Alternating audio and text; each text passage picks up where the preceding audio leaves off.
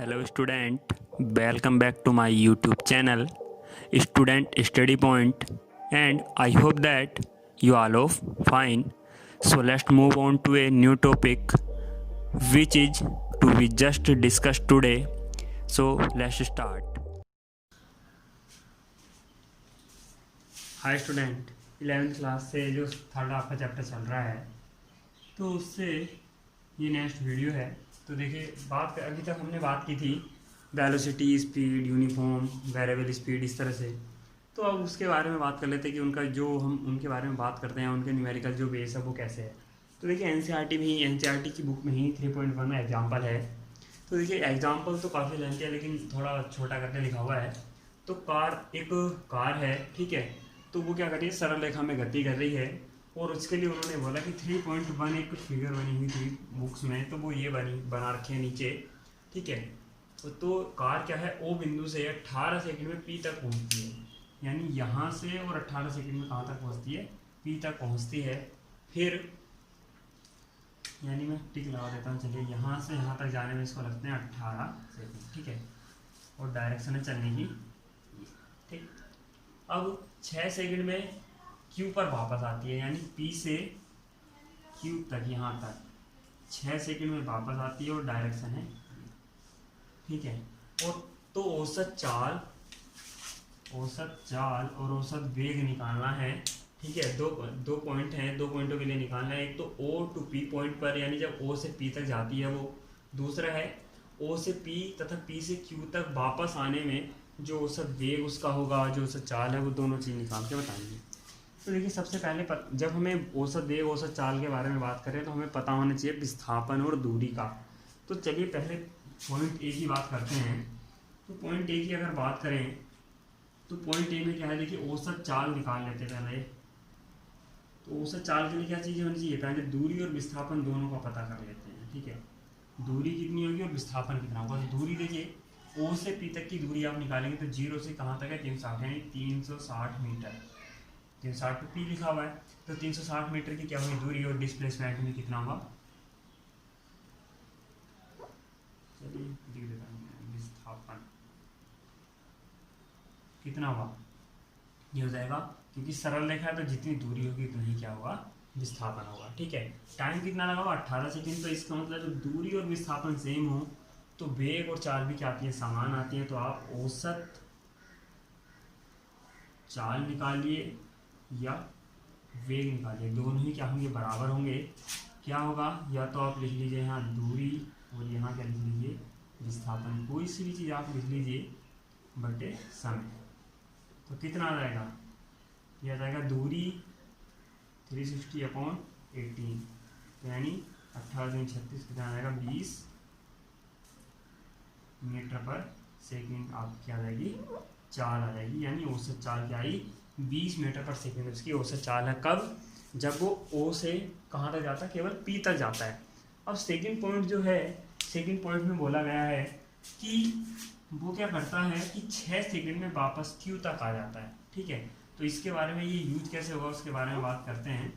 तो उसने कहा है, दूसरा पॉइंट अगर हम बी लिखें, बी डाल के चलें, तो इसने बोला कि ओ से पी तथा पी टू क्यू वापस आने में भी जो औसत वेग और औसत चाल वो निकाले। तो पहले हमें दूरी का पता होना जरूरी है और विस्थापन का। तो दूरी की अगर बात करेंगे तो दूरी कितनी हो जाएगी, O P plus P Q निकालेंगे टोटल, तो कितनी हो जाएगी, 360 प्लस कितना आ जाएगा बीच में, 40 40 40 80 120 का, यानी 40 का गैप है। तो 40 40 80 और 40 120, तो कितना हो गया, 480 मीटर, ठीक है। अब विस्थापन, तो विस्थापन निकालेंगे तो देखिए विस्थापन का मतलब होता है, मैंने बोला था जो स्टार्टिंग और एंडिंग पॉइंट होता है उनके बीच की शॉर्टेस्ट डिस्टेंस, यानी मिनिमम डिस्टेंस। तो ये एक सरल रेखा इन दोनों पॉइंटों को मिला ही रही है, तो और सरल रेखा से ज़्यादा न्यूनतम डिस्टेंस दो पॉइंटों की हो ही नहीं सकती है। तो कितनी हो जाती है, 240 मीटर क्या हो जाता है, विस्थापन हो जाता है। तो देखिए अब आपको यहाँ पता लग गया होगा कि जो दूरी होती है वो कभी घटती नहीं है, वो बढ़ती जाएगी। विस्थापन क्या हो सकता है, घट भी सकता है। पहले कितना था, 360 था, अब कितना, 240। इसका मतलब क्या हुआ कि समय के साथ दूरी हमेशा क्या होती है, बढ़ती जाती है, ठीक है, अधिकांश है। और जो विस्थापन होता है वो घट सकता है, बढ़ सकता है, ऐसा कुछ भी हो सकता है। तो इसका मतलब दो पथों के बीच में मैक्सिमम जो डिस्टेंस होती है तय करने के लिए वो क्या होती है, पथ के अकॉर्डिंग किसी वस्तु की दूरी, और जो शॉर्टेस्ट होती है वो क्या होती है, विस्थापन। ठीक, अब देखिए बात करते हैं औसत चाल या औसत वेग की। तो औसत चाल अगर निकाली जाए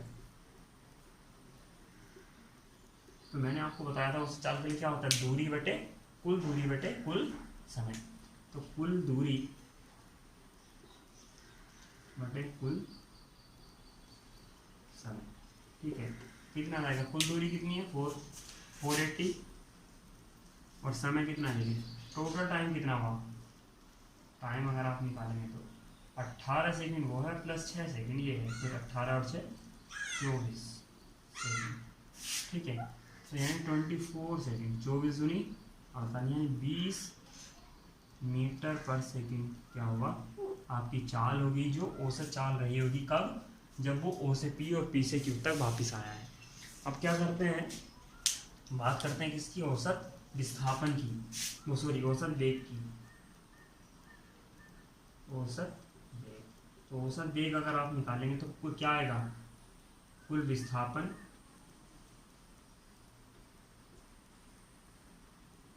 कुल समय। तो विस्थापन कितना देखिए 240 मीटर, और समय कितना 24, तो कितना आएगा 10 मीटर पर सेकंड। यानी 10 मीटर पर सेकंड आपका हो जाएगा क्या, वेग यानी एवरेज वेलोसिटी, और जो एवरेज स्पीड होगी वो कितनी होगी 20 मीटर पर सेकंड। ये आपका फर्स्ट एग्जांपल है। सेकंड एग्जांपल की बात करते हैं। देखिए इसमें किसी कण की पोजीशन दे रखी है कि कोई कण जो है वो x बराबर a plus B T square के अकॉर्डिंग वो अपनी स्थिति चेंज करता है समय के सापेक्ष, ठीक है। 3.2 एग्जांपल है, पढ़ लीजिएगा बुक से।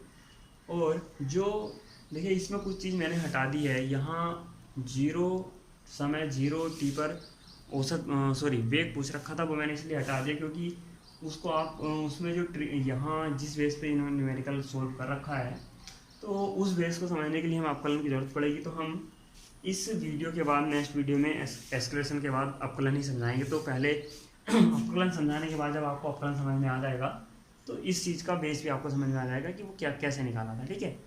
तो फिलहाल बात करते हैं कि t बराबर 2 सेकंड और t बराबर 4 सेकंड के बीच में एवरेज वेलोसिटी निकालनी है इसकी, ठीक है।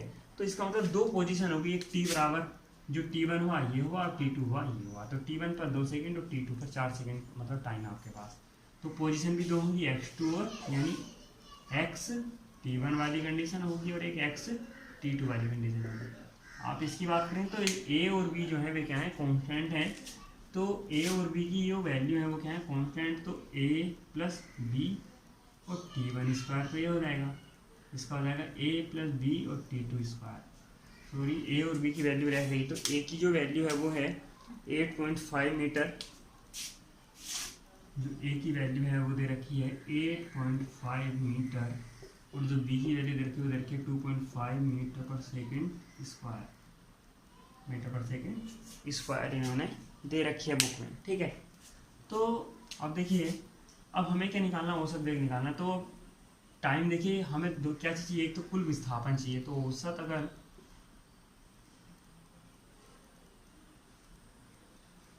औसत वेग की बात करें तो कुल विस्थापन या कुल विस्थापन बटे कुल समय, ठीक है। तो इसके लिए क्या करेंगे, जो तो हमारे पास दो कंडीशन है x t2 minus x t1, ठीक है, अपॉन t2 माइनस t1। क्यों, क्योंकि टाइम डिफरेंट भी, टाइम केवल देखिए मैंने बोला था किसी काम करने के लिए 0 समय लगता है, लेकिन यहाँ 2 से 4 की बात की जा रही है। तो 4 यहाँ आप 0 समझ के चलो, तो 4 तक होने में कितना टाइम लगा होगा 2 सेकंड, या आप ऐसे निकाल लीजिए घटा कर निकाल लीजिए। तो 4 में से तो जाएगा तब भी वही समय निकल पाएगा जो इनके बीच का है। तो अब कितना बचा देखिए, x t2 की वैल्यू आप रखें तो कितनी आ जाएगी, a plus B t2 square minus a plus B t1 square upon 4 माइनस 2। तो उसको ऊपर वाले को सोल्व करेंगे तो a plus B t2 square minus a minus B t1 square upon 2। A से ए कैंसिल, तो ये बन जाएगा बी कॉमन निकाल लीजिए तो ये आ जाएगा T2 square minus T1 square. ठीक है, अपॉन 2 कितना आ जाएगा, बी की वैल्यू 2.5, T2 स्क्वायर यानी 4 का स्क्वायर माइनस T1 का स्क्वायर यानी 2 का स्क्वायर अपॉन 2.5 इंटू 16 माइनस के 4 अपॉन 2 कितना आ जाएगा 2.5 इंटू 12 अपॉन 2 6 12, तो ये आएगा 25 का 150 यानी मीटर पर सेकेंड। ये आपकी क्या हुई और एवरेज वेलोसिटी निकल के आ जाएगी कब, जब जो वस्तु जो है वो 2 से 4 सेकंड के बीच में क्या कर रही होगी, अपनी स्थिति परिवर्तन कर रही होगी। ठीक है, स्थिति समय के साथ जब परिवर्तित होती है उसी को क्या बोलते हैं, वेग बोलते हैं। तो इसलिए हमने क्या निकाला है, स्थिति का चेंज निकाला है, यानी दोनों स्थिति के बीच में जो चेंज है वो कितना आया, तो वो हमने ऊपर जो हम सोल्व करके चल रहे हैं कि xt2 माइनस xt1 ये 4 वाली सेकंड के लिए स्थिति है, ये 2 सेकंड के लिए स्थिति है। दोनों स्थितियों को यहाँ सोल्व करके लिखा है इसके अकॉर्डिंग जो इन्होंने पोजीशन दे रखी थी इसकी। उसके बाद आप देखिए ए से तो ए कैंसिल हो जाएगा, माइनस के अंदर मल्टीप्लाई करेंगे तो दोनों चिन्ह किस चीज़ के हो जाएंगे, माइनस के। बी कॉमन निकाल लीजिए तो यहाँ T2 square minus T1 square, T2 की वैल्यू 4 तो उसका स्क्वायर और T1 की वैल्यू है 2 तो उसका स्क्वायर हो जाएगा। ठीक है, 2.5 बी की वैल्यू है, बुक्स में दे रखी है क्वेश्चन में ही, 4 का स्क्वायर 4 का स्क्वायर 16 और 2 का स्क्वायर 4, तो 2.5 इंटू इनका डिफरेंस हो जाएगा 12, तो हो जाएगा 6 कट के आ जाएगा 15, ये क्या आ जाएगा 15, यानी आप 2 से इसको 12 काटेंगे 6 और 25 की अगर 2.5 की जब 6 में मल्टीप्लाई करेंगे तो कितना आएगा 15 मीटर पर सेकेंड। तो आई होप कि आपको ये सब समझ में आया हो और थैंक यू फॉर वॉचिंग।